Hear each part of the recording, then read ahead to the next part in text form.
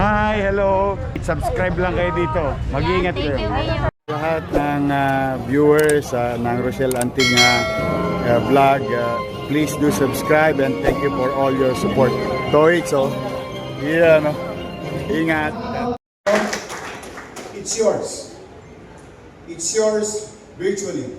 Nobody will take it from you because we did the right way, the right process, the right system. Because I know for a fact some of you heard brimming stories that yung mga susi pinagaw na lang sa mga kung sino-sino. But you did the process and we did the right way according to existing ordinances made by your city board. So, ibig sabihin, magpapantayan pa ninyo. Matter of time, una-una lang yan. That's reality of life.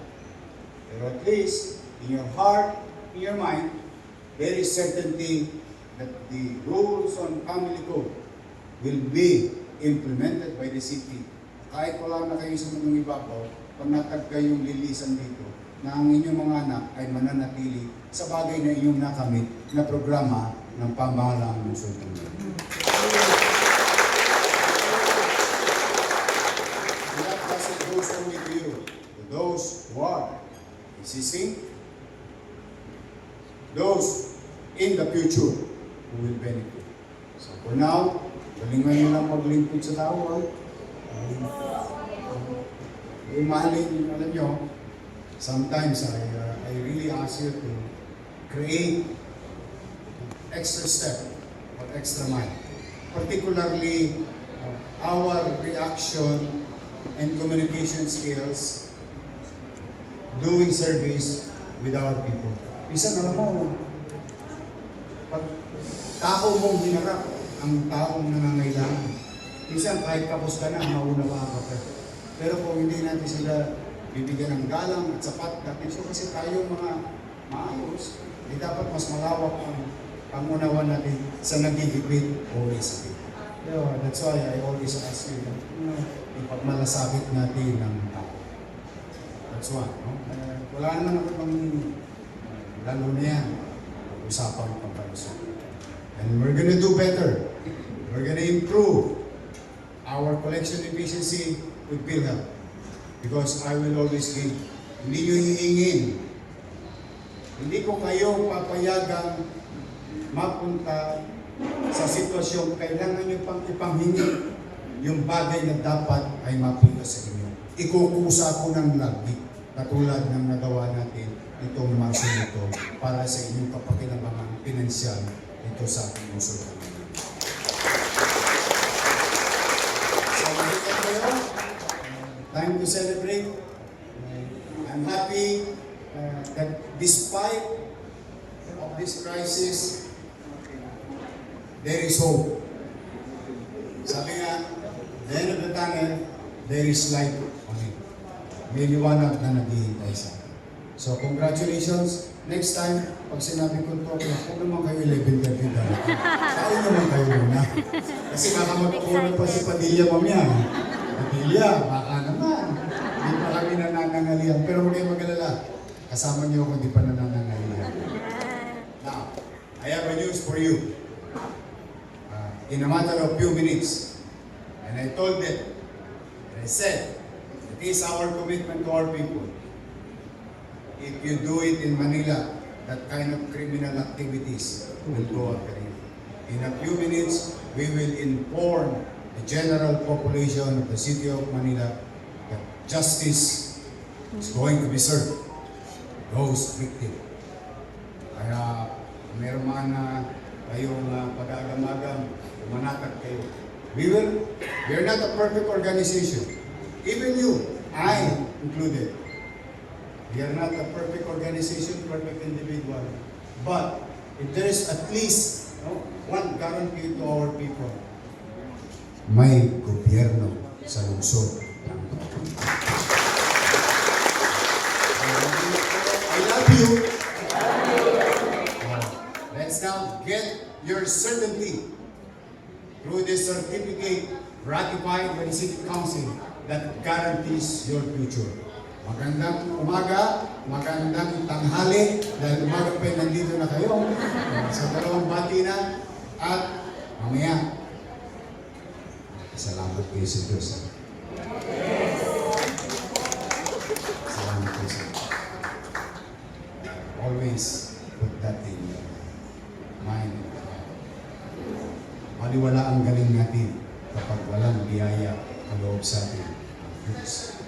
Kaya naman ang biyaya, paminsan-minsan ikinikipit, balikat mo lang, para bang wala na. Pero sa totoo, minsan nakakaligtaan natin. Dininig ng Diyos yung panalangin natin.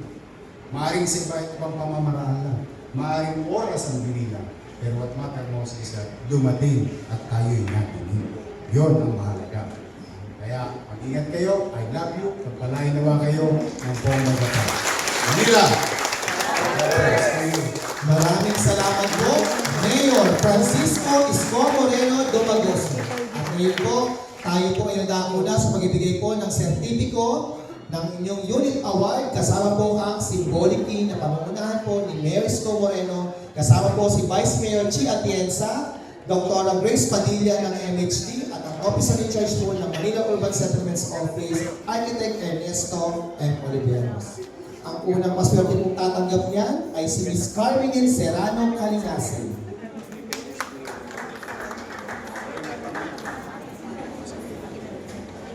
That securitizer it's been ratified by the City Council. Salamat sa Diyos at taxpayer. Hindi na kita patatali. Ang susunod po na first five po, Tomas Paul Torres, punta na po sa entablado. Mr. Norman Bernabe de Jesus, Miss Reynalyn Gonzalez Balmonte, Mr. Ronaldo Labrador Reyes, at Mr. Leo Ortiz Malana. Sila po ang first five ng ating mga unit awardees.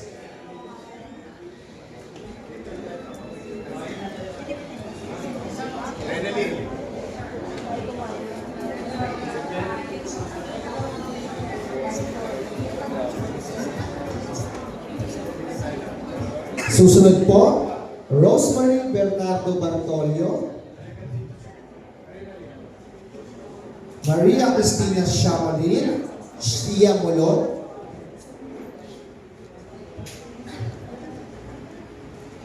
Mr. Alex Dotong Pisconde, Miss Evelyn Pajardo Mina, at Miss Joyce Ubaldo Paag, ang ating next five.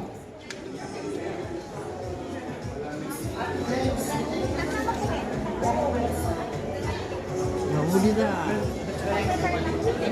Ha? Nahuli na kayo. Sana dito yung present na. Para ma-overlook. Nahuli na yun. Kita tayo. Justice yun, sabi niya.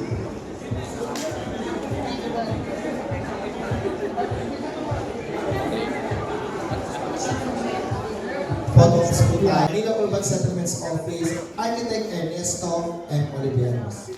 Ang unang paswerte pong tatanggap niyan ay si Miss Carmen Serrano Calinasen.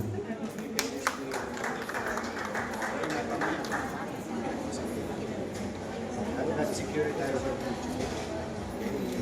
been ratified by the City Council. Salamat sa Diyos at taxpayer. Hindi na kita patatali. Ang susunod po na first five po, Tomas. Thank you sa inyo, pati sa mga viewers nyo and followers nyo. Oh, marami na kayong aabangan. Yes, excited Handa na na po ba kayo kami. mapuyat? Yes naman, your man.